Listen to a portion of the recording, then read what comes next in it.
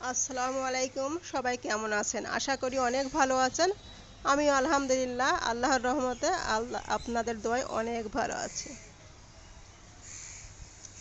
তো সকাল সকাল আমার বেলকনিতে চলে আসছি। প্রতিদিন আমি একবার করে বেলকনিতে আসি, না হলে ভালো লাগে না।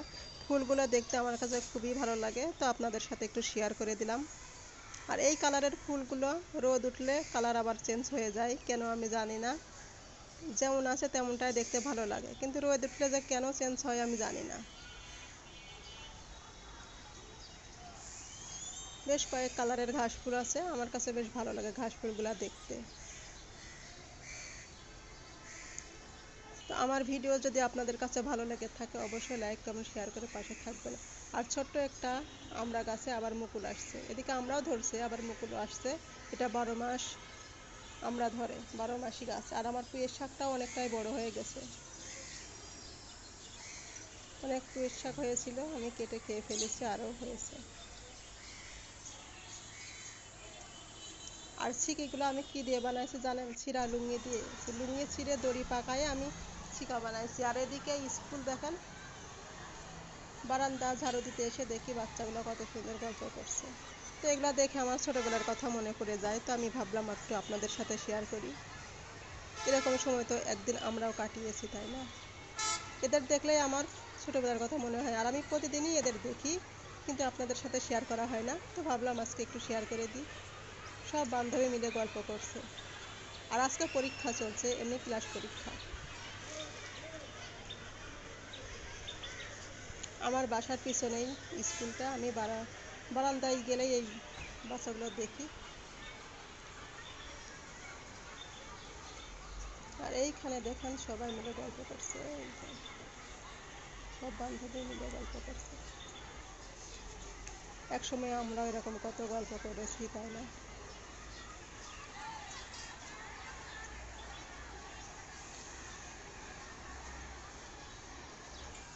এই জীবনটাই আসলে অন্যরকম ছিল। বাচ্চাগুলোকে দেখে আগের দিনগুলোকে খুব মিস করি।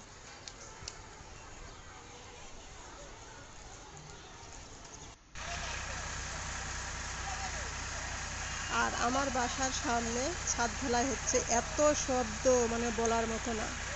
আজ মাথা শেষ, কথা বলা যাচ্ছে না, কথা শোনা যাচ্ছে না। আর এইদিকে দেখেন পুকুরে মাছ মারছে। মাছ ধরা দেখতে বেশ ভালোই লাগে, তাই না? আমি বেলকনিতে দাঁড়িয়ে মাছ ধরা দেখছি, ভাবলাম একটু আপনাদের সাথে শেয়ার করি। আমার ওই পিছন বেলকনিতে দাঁড়ালে স্কুল দেখা যায়, আর সামনের বেলকনিতে দাঁড়ালে রাস্তার সাইড দেখা যায়। বাসার চারিপাশে ফাঁকা, বেশ ভালো লাগে। ও কী মাছ ধরছে আমি জানি না, আমি দূর থেকে দেখছি, তো ভাবলাম একটু আপনাদের সাথে শেয়ার করি। পুকুরে হাঁসগুলা কত সুন্দর সাঁতার কাটছে। আর এই তো সামনে রাস্তা, রাস্তার পাশেই পুকুর।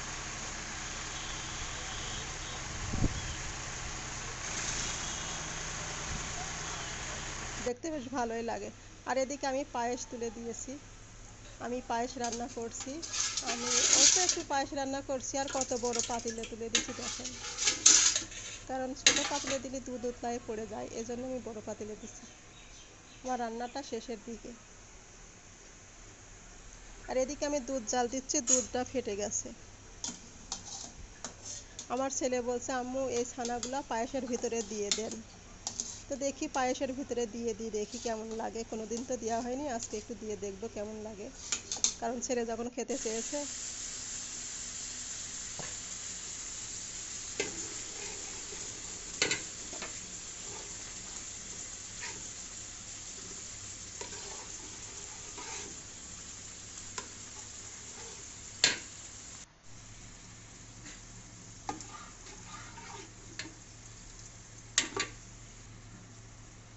দেখতে তো ভালোই লাগছে, জানি না খেতে কেমন হবে, আশা করি ভালোই হবে।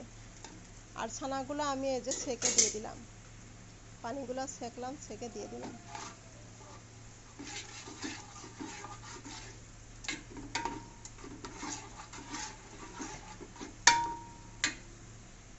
ভালোভাবে পায়েসের সাথে মিশিয়ে দিই, তাহলে খেতে ভালো লাগবে। আর যেমন লাগে লাগুক, আমরাই তো খাবো।